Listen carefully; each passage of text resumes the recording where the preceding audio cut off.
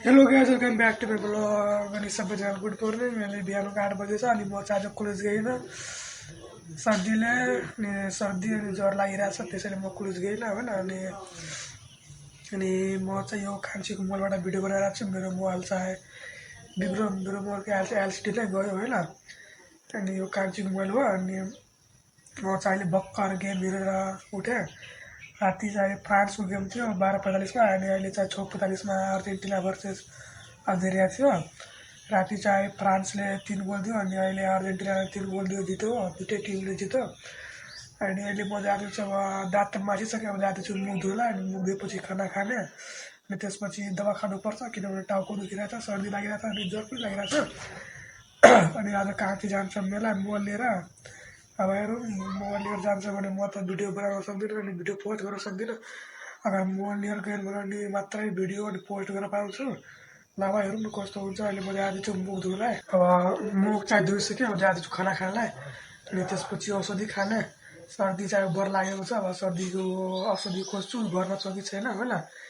एउटा चाहिँ फ्ल्याक्सन गुडी छ ज्वरको, अब त्यही गुडी खाएपछि अब हेरौँ कस्तो हुन्छ न। ल म जाँदैछु भात खानलाई।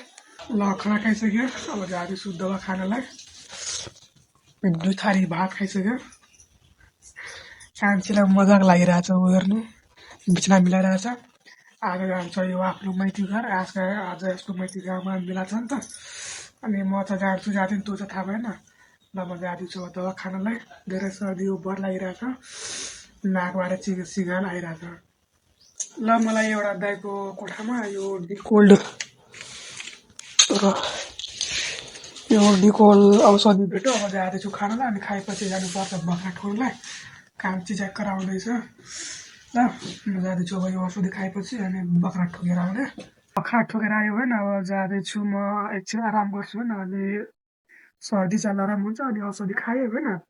अनि मेरो मोबाइलको एलसिडी चाहिँ हिजो हातबाट झऱ्यो अनि मेरो मोबाइलको एलसिडी नै गयो, बिग्रियो होइन। यो चाहिँ मेरो मोबाइल हो, यहाँ हेर्नु। अन अफ चाहिँ केही हुँदैन। अब यो बनाउनलाई लाग्छ 500,000, तर म बनाउँदिनँ। अब अहिले बनाउँदिनँ, यो मोबाइलमा बनाउँदिनँ, अब अर्कै मोबाइल लिन्छु होइन। अब जहिले पैसा हुन्छ अहिले म काम गरेर जाँदिनँ, अहिले पैसा पनि छैन। अब जहिले काम गरेर जान्छु अनि पैसा हुन्छ अनि मोबाइल लिने। अनि अहिले चाहिँ कान्छीको मोबाइलबाट भिडियो बनाइरहेको छु। अनि कान्छीले अब पनि मोबाइल लिएर गइहाल्छ होला सायद, किनभने आज कान्छीको माइतीको आज मेला छ 3 गते अनि लिएर जान्छु होला सायद। ल म जाँदैछु, हेरौँ के कस्तो हुन्छ। लिएर गयो भने केही छ, लिएर गएर भने फेरि ब्लग चाहिँ कन्टिन्यू अगाडि बढ्छ होइन। अनि म चाहिँ आज सन्चो नभएर आज कलेज पनि गएन। ल म जाँदैछु सुत्नलाई। ल साथीहरू, म चाहिँ अहिले भर्खर सुतेर होइन। अनि कान्छी जानु भएन, त्यो त मलाई थाहा भएन। जाँदैछु कान्छीलाई हेर्नुलाई। गएन मलाई लाग्छ यो सायद गएको छैन। अनि अलिअलि चाहिँ सर्दी कम भयो। अब औषधि पनि छैन खानको लागि।